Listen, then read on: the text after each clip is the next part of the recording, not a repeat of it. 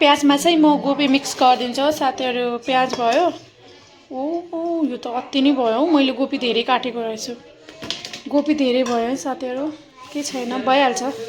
अनि यो भयो बोसो, यसरी नराख्ने हो बोसोलाई चाहिँ। सुकुटी हो साथीहरू, यसलाई चाहिँ यसलाई कुटेर अलि यति भएको छ, धेरै साह्रो हुन्छ नि त यो चाहिँ, त्यही भएर यसलाई पनि हालिदिन्छु। धेरै गरेको छैन, हल्का हाल्दाखेरि फ्लेभर आइहाल्छ क्या, त्यही भएर।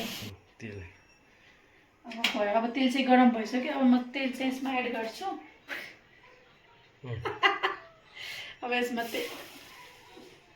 अब यसलाई मुस्नुपर्छ, मुस्नु नजान्छ। मोमोको लुक चाहिँ यस्तो भइरहेको छ साथीहरू, एकदम बिग मोमो छ कि, एकदम ठुलो मोमो बनाइरहेको।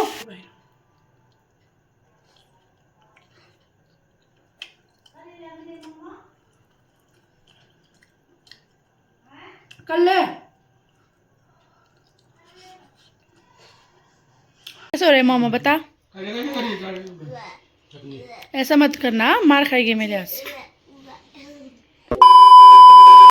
Everyone, welcome back to my YouTube channel. आज म चाहिँ बनाउँदैछु मोमो साथीहरू। म चाहिँ सिम्पल मोमो बनाउँदैछु, भेज मोमो, किनभने आजभोलि बर्ड फ्लूहरू धेरै फैलिरहेको छ नि त, त्यही भएर। र आज म चाहिँ मोमो बनाउँदैछु, हजुरहरूलाई सबै प्रोसेस देखाउँछु। मैले चाहिँ मोमो कसरी बनाउँछु भन्दाखेरि चाहिँ, अनि हजुरहरूले भिडियोलाई मनपर्छ भने लाइक गरिदिनु होला, अनि अन्तिमसम्म हेरेर साथ सपोर्ट पनि गरिदिनु होला। अब लाग्छु म मोमो बनाउनतिर।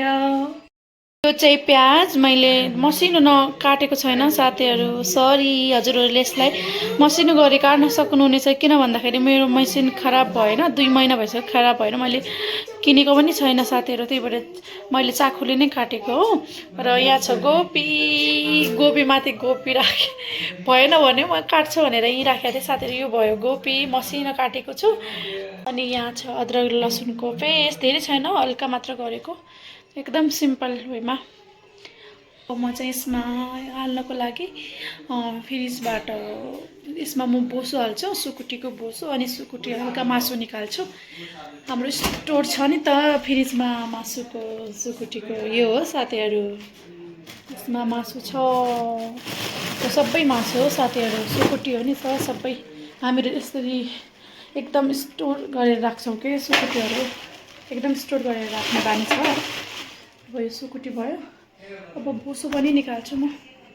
त्यो बोसो मैले कहाँ राखेको थिएँ भन्ने थाहा भएन, ठ्याक्कै यो डब्बामा छ जस्तो लाग्छ, हेर्छु है साथीहरू। यसमा बोसो छ जस्तो लाग्छ, छ कि छैन, रहेछ साथीहरू बोसो। यो हाम्रो अर्ग्यानिक बोसो, चिसोमा बस्ने बाख्राहरू हुन्छ नि त च्याङ्गा, त्यहीको मासु हो क्या साथीहरू। बोसो पनि त्यसैको हो। हामीहरूले स्टोर गरेर राख्छौँ, 1-2 वर्ष खराब पनि हुँदैन साथीहरू। धेरै मिठो हुन्छ क्या यसको मोमो, एकदम धेरै मिठो हुन्छ। यो मिक्स गर्नै पर्छ। के हो, कति टाइट भएको के हर्को छ त हल्का बास त आएन, त्यही पनि यो हल्का गर्दा ओके जस्तो लाग्यो मलाई त। प्याजमा चाहिँ म गोबी मिक्स गरिदिन्छु साथीहरू। प्याज भयो। यो त अति नै भयो हौ, मैले गोबी धेरै काटेको रहेछु। गोबी धेरै भयो है साथीहरू, के छैन, भइहाल्छ। अनि यो भयो बोसो, यसरी नराख्ने हो बोसोलाई। अनि यहाँ बोसो भइहाल्यो। त्यसपछि हामी राख्छौँ अदुवा लसुनको पेस्ट। मैले साथीहरू यो हेर्नु, अदुवा लसुनको पेस्ट पनि राखिसकेँ। अब चाहिँ म यसमा मरमसलाहरू राख्छु। पहिला चाहिँ म यो सुकुटीको, यसलाई धेरै साह्रो हुन्छ नि त, त्यही भएर यसलाई कुट्नुपर्छ कि, यसलाई के भन्छ, धुम्बा भन्छ के भन्छ, यसलाई कुट्नुपर्छ कि सुकुटीलाई, नत्र हुँदैन। अब म कुट्छु है साथीहरू। मैले चाहिँ अगाडिको येल्लो कलरको बोसो थियो नि त, त्यो फालिदिएँ, किन भन्दाखेरि त्यो अलिअलि बास्ना जस्तो आइरहेको थियो, त्यही भएर मैले यो व्हाइट बोसो मिक्स गरेको छु। त्यो चाहिँ भिडियोमा क्लिप गर्न सकिएन। यसलाई कुटेर अलि यति भएको छ, धेरै साह्रो हुन्छ नि त यो चाहिँ, त्यही भएर यसलाई पनि हालिदिन्छु। धेरै गरेको छैन, हल्का हाल्दाखेरि फ्लेभर आइहाल्छ क्या, त्यही भएर। गर्मी भइरहेछ हो साथीहरू, एक्लै छु किचनमा चाहिँ, एक्लै बनाउँदैछु, एक्लै ब्लग गर्दैछु। अब यो भयो हजुरहरूको किमा, यसमा एड गरिदिन्छु है साथीहरू मसलाहरू। पहिला गर्छु, यसमा धेरै जाँदैन, हल्का धनिया पाउडर गर्छु, हल्का फ्लेभरको लागि। अनि मिर्च चाहिँ धेरै गर्दिनँ है साथीहरू, किनकि चटनी एकदम स्पाइसी बनाउनु पर्छ नि त, यो सिम्पल बच्चाहरूले पनि खान्छन् होइन, त्यही भएर।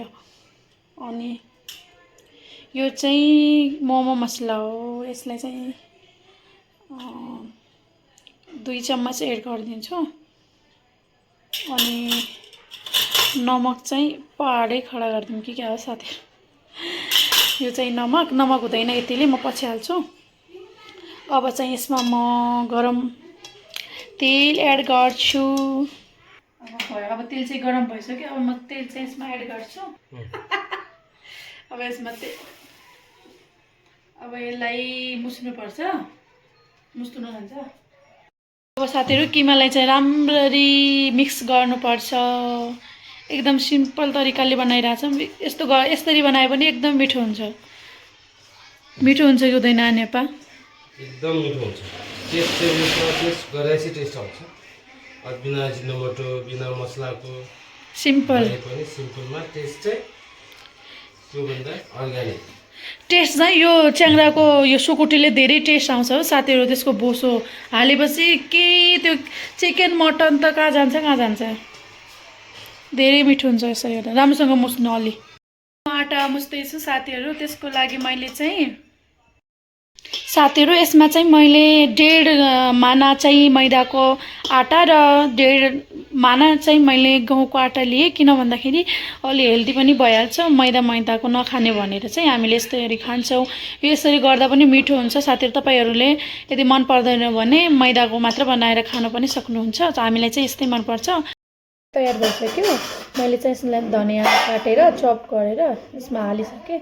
यहाँ चाहिँ आटा पनि रेडी भइसक्यो हाम्रो। अब चाहिँ हामी मोमो बनाउने सुरु गर्दैछौँ। तिमीलाई मोमो मिठो लाग्छ कि लाग्दैन बाबा?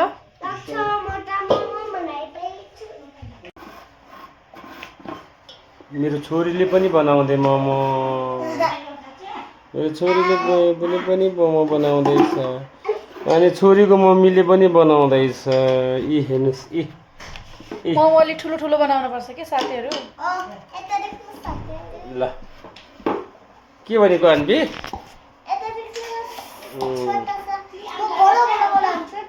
यो रोटी जत्रै यो ठुलो, यो सानो। यता पनि देख्नुहोस्। के बनाउँदै बेबी? मोमो। कुन खाले मोमो बनाउँदै? मेरो मोमो खान्छु, मेरो मोमो हो। अन्त भन्डु गर्नु जानु बिजा? यो यहाँ यस्तो सेभ नगर, मलाई मन पर्दैन। यो एउटा यस्तो सेभ गर, अर्को सेभ गर। यो मलाई यस्तो सेभ त मनै पर्दैन साथीहरू। यो यहाँ चाहिँ मोमो रेडी, मोमोको सेप बनाउँदै। अनि यहाँ चाहिँ हामीहरू, म चाहिँ बेल्दैछु, मेरो छोरीले पनि बेल्दैछ। यो हेर्नु कस्तो राम्ररी बेलेको होइन? हामी राम्ररी बेल, राम्रो बनाऊ बाबा। यसले त हुँदैन छोरो। यो मेरो बाबाले कस्तो राम्रो आनी बिहा पाएर यो यति सानो भयो, यति गोलो। यस्तो त मलाई बिहे गर्दा पनि आउँदैन थियो। किन अच्छा बनायो बेबी? वाउ।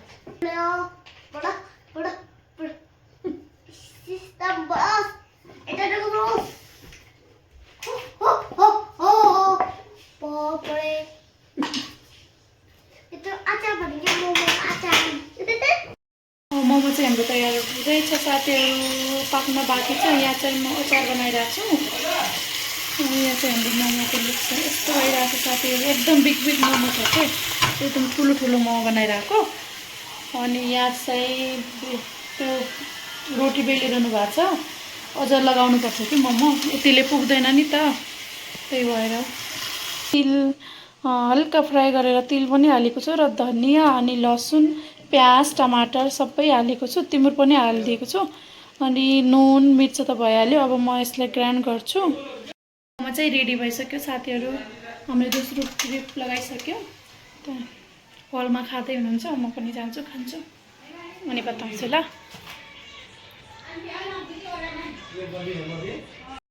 यहाँ चाहिँ मोमो सुरु भइसक्यो।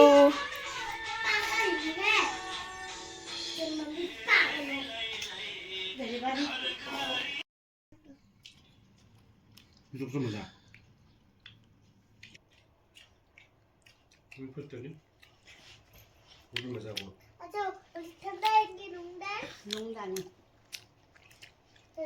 ठंडा इनकी नूंदा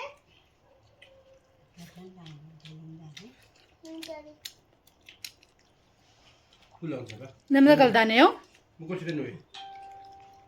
एकदमै टेस्टी भएको छ। मोमो टेस्टली खाने मिले खाने भी कैसे हो रहा है मोमो बता। ऐसा मत करना, मार खाएगी मेरे हाथ से। साथीहरू सबैजनाले मोमो खाएर सक्नुभयो। त्यो 3 ट्रेट मैले चाहिँ हल्का हल्का खाएको, धेरै खाएको छैन। उनीहरूलाई पुगोस् भनेर नि त पछि म मेरो लागि पाक्दै थिएँ, म आरामले खान्छु भनेर उनीहरूलाई खिलाइदिएँ। मैले पनि हल्का हल्का खाएँ। अब चाहिँ म यहाँको हजुरहरूलाई देखाउँछु। यो मुटुको मोमो पनि पाकिसक्यो। अब म चाहिँ खान्छु साथीहरू। मेरो चटनी पनि हालिसक्यो, चटनी पनि रेडी भएको थियो। कति धेरै गरम छ, मोमो चाहिँ धेरै गरम, मोमो चाहिँ धेरै गरम छ साथीहरू। तातो छ क्या एकदमै। हजुरहरूलाई पनि आस खाइआस।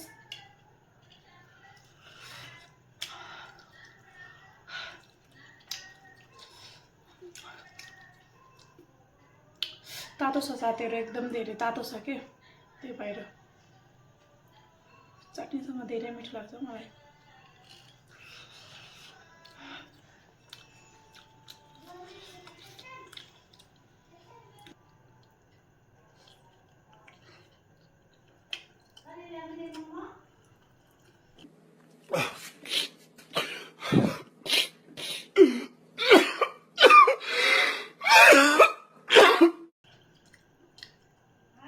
कल्ले